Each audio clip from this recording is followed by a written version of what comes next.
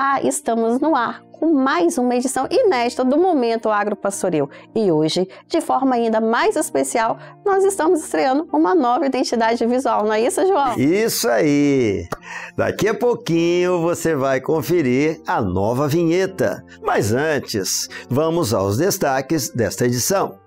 No programa de hoje, vamos falar sobre a safra do arroz no Rio Grande do Sul. No quadro Tire Sua Dúvida, você verá como fazer uma muda de figo. E no quadro Cozinha da Roça, você conferirá mais uma receita imperdível. Continue acompanhando.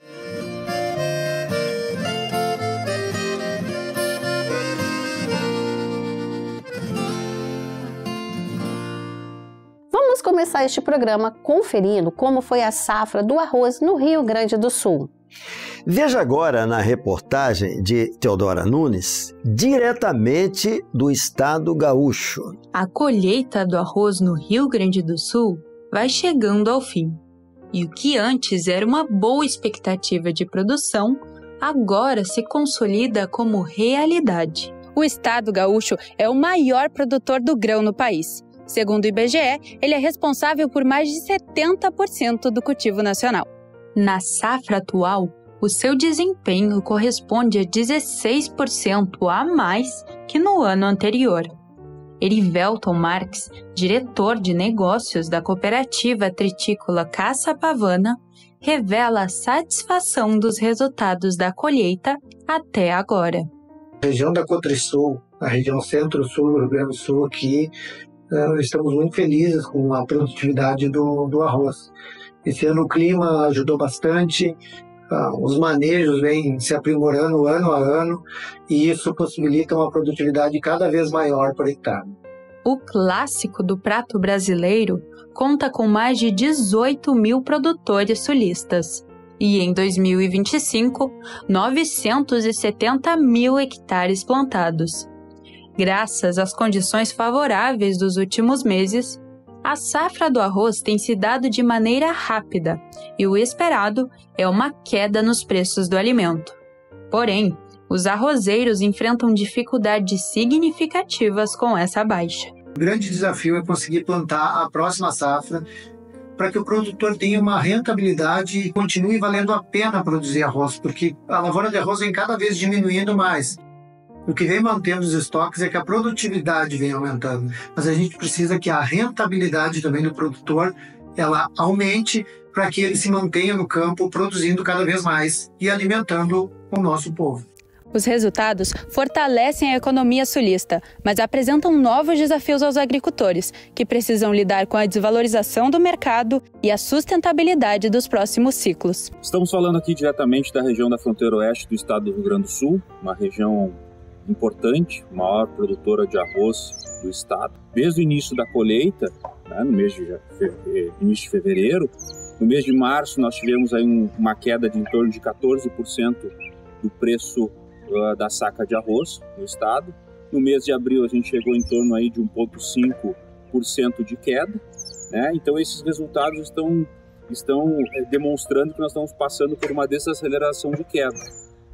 E esse preço está chegando, essa desaceleração está chegando a um preço médio hoje pago em torno de R$ 71 a saca de 50 quilos paga o produtor.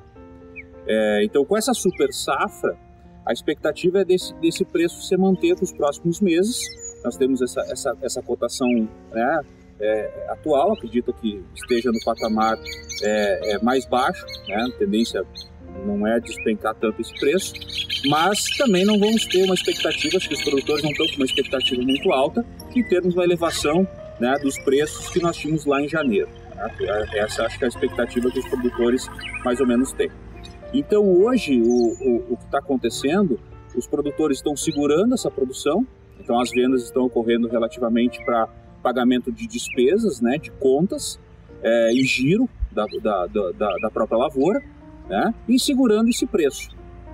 Acho que esse é o momento mais ou menos que está se colocando dentro da lavoura arrozeira gaúcha. Como perspectiva futura, acredita-se que os custos de produção tendem a dar uma aumentada, então a próxima safra ela vai ter um custo de implementação dessa lavoura um pouco mais alto. Isso vai depender muito do dólar, né? Então esse mercado vai tender a nosso custo de produção, mas acredita-se que grande parte do sucesso da próxima safra está diretamente atrelado ao custo de produção, tá? O que a gente chama de lavoura na ponta do lápis. A gente vai ter que ter essa lavoura na ponta do lápis, né? A perspectiva de não termos preços de arroz altos como nós tínhamos no ano passado, então nós vamos ter que trabalhar muito em custo e produtividade. Obrigado, Teodora, pela reportagem. Agora chegou a hora do quadro Tira Sua Dúvida. Claudi, qual a dúvida de hoje? João, a dúvida de hoje veio de um internauta do canal do YouTube e ele nos perguntou como fazer uma muda de figo e nós fomos atrás da resposta. Vamos conferir agora o que diz o agrônomo Leandro Skolvoronski. Olá pessoal, hoje nós vamos falar sobre a produção de mudas da figueira, planta que produz o figo, um fruto nutritivo e saboroso que pode ser utilizado tanto in natura, quando maduro, ou na forma de diversos doces. A figueira é reproduzida de forma vegetativa, ou seja, utilizamos partes da planta para produzir uma nova muda. Podemos utilizar de duas técnicas principais, a estaquia ou a alporquia. Na estaquia, que é a mais utilizada, a fase de escolha da estaca é fundamental, e não deve ser proveniente de galhos muito finos ou muito novos. O ideal são galhos mais maduros, que possuam a espessura de um lápis, aproximadamente um dedo. A época ideal de coleta desse material é no final de outono ou no inverno, período em que os galhos vão possuir mais reservas e facilitarão o processo de enraizamento.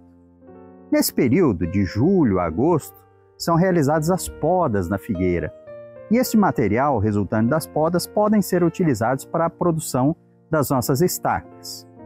Mas se você tiver a oportunidade, às vezes, de coletar algum material fora desse período, ele também pode ser utilizado.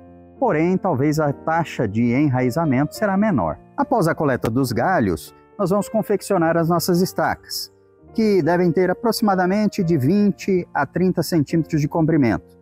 Nós podemos tirar as folhas e fazer um corte inclinado na parte de cima. Esse corte inclinado evita o acúmulo de água, causando assim o apodrecimento da estaca. Ele também nos ajuda a indicar a parte de cima da estaca, pois na hora do plantio nós não podemos invertê-la. Na parte de baixo, nós vamos fazer um corte reto, de preferência próximo aos nós, onde há maior chance de crescimento das raízes. Para aumentar ainda mais a área de enraizamento, nós podemos fazer aqui uma escarificação em dois lados da estaca. E nessa área, onde nós machucamos aqui, vai haver o estímulo do crescimento de novas células que vão se diferenciar e formar as raízes. Para aumentar ainda mais a chance de enraizamento, nós podemos utilizar de hormônios de enraizamento, como o AIB, ácido indol butírico, que pode ser facilmente encontrado na internet. Ele se apresenta na forma de um pó, que nós vamos passar aqui na base da nossa estaca.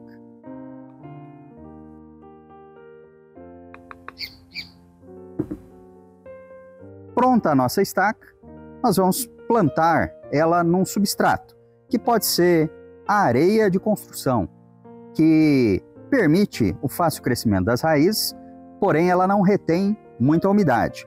Então, neste caso, nós temos que ter um cuidado maior na irrigação. Podemos utilizar também substrato comercial, que vem com matéria orgânica e vermiculita, que tem uma boa retenção de umidade, favorecendo assim o enraizamento das estacas. Pode ser utilizado também fibra de coco, por exemplo. Como recipiente, podemos reutilizar algumas embalagens, que devem ser furadas na parte de baixo para permitir a drenagem e não acumular água, causando assim o apodrecimento da estaca. Podemos usar também a garrafa PET, tendo também o mesmo cuidado de fazer os furos aqui embaixo, onde nós vamos enterrar a nossa estaca até a metade ou 2/3 do seu comprimento, deixando ali aproximadamente 3 a 4 gemas para fora, que vão formar a parte aérea.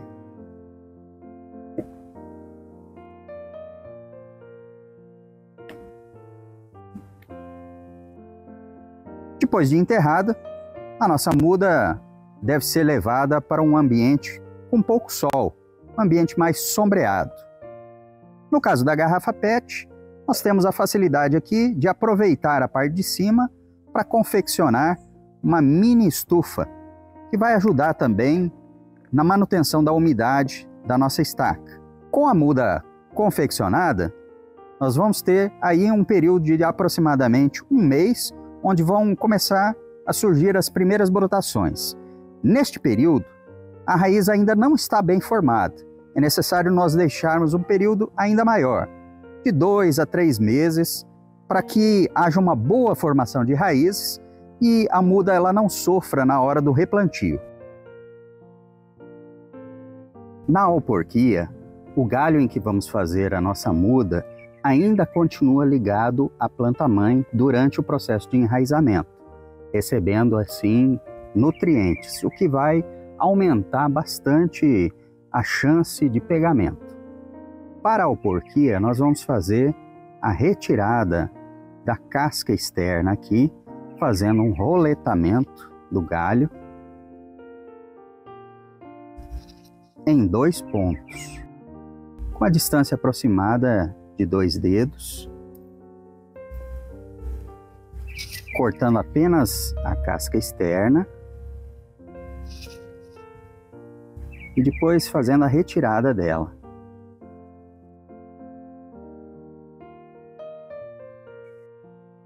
Depois da retirada de toda a casca, nós vamos raspar aqui um pouco o galho,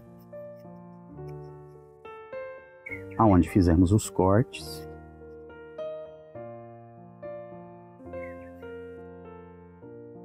Fazendo a limpeza.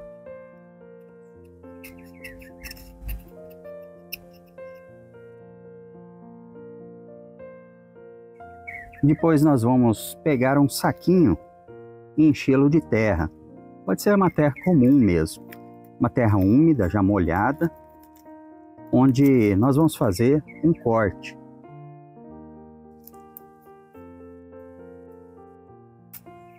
E vamos encaixar o galho neste corte, com a parte em que nós tiramos a casca bem no meio. Para fixarmos este saquinho, podemos utilizar uma fita plástica, pode ser confeccionada aí com outro saquinho plástico também. Nós vamos fazer aqui a fixação dele no galho.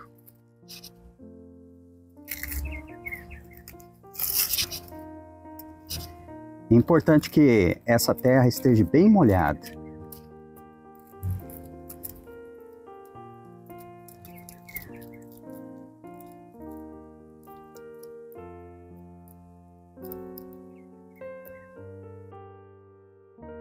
Então, após um período de 2 meses aproximadamente, nós realizamos um corte logo abaixo do saquinho e nós teremos uma muda enraizada. Geralmente, nós realizamos a poda da figueira para a formação da copa aqui na altura aproximada de 1 metro. Então, os galhos vão estar sendo formados a partir dessa altura. Neste caso, essa planta teve um crescimento um pouco mais livre, nós temos um galho que nasceu ali na parte de baixo. Nesse caso específico, nós podemos aplicar uma outra técnica que é a mergulhia. Neste caso, nós podemos realizar aqui um buraco e enterrar esta parte aqui do galho, cobrindo ele com terra e deixando até que haja o processo de enraizamento. Quando houver este enraizamento, 2, 3 meses após, eu posso seccionar este galho aqui e nós teremos uma nova muda. Esperamos ter tirado a sua dúvida. Um grande abraço e até a próxima. Muito interessante esse aprendizado. E ainda temos mais um aprendizado para o programa de hoje, agora no quadro Cozinha da Roça. Isso mesmo, João. A Babette nos ensina como fazer um delicioso bolo de mandioca, receita típica da roça. Vamos conferir? Hoje nós vamos fazer um bolo de mandioca. Para começar, nós vamos bater bem os ovos num bowl.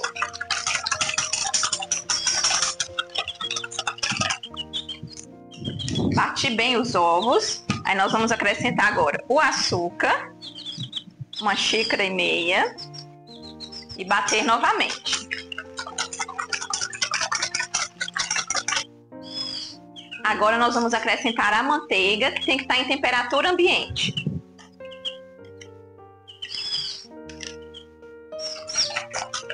Vou bater mais uma vez.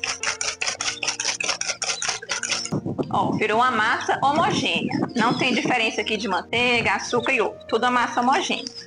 E vou adicionar a mandioca ralada, ou aipim, ou macaxeira. Agora é só misturar. Vou acrescentar o coco ralado.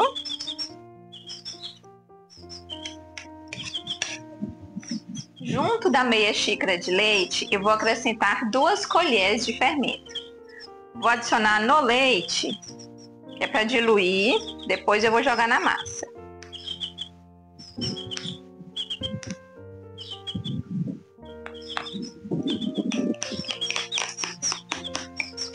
Vou adicionar 2 colheres de extrato de baunilha. Só para dar um gostinho, não precisa ser muito cheia não. Olha como a massa ficou. Prontinho, agora nós vamos colocar numa forma untada e levar para assar.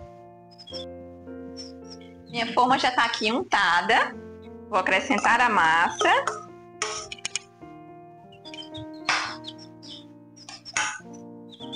Olha que lindo o bolo.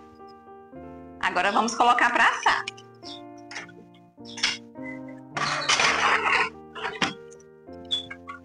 E se você tiver um fogão a lenha, aí vai ser bem mais gostoso, não é verdade?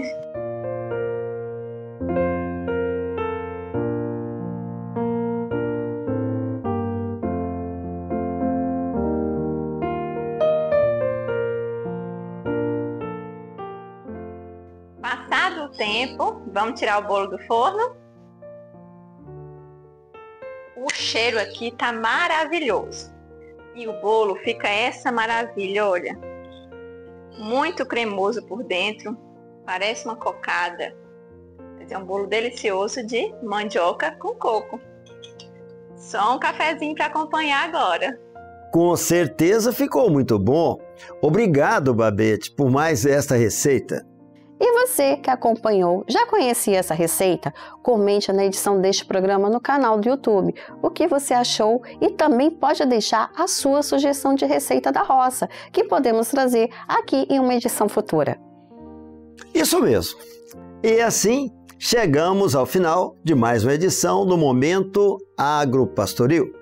Esperamos por você novamente semana que vem com mais reportagens e informações do campo. Até lá! Até lá!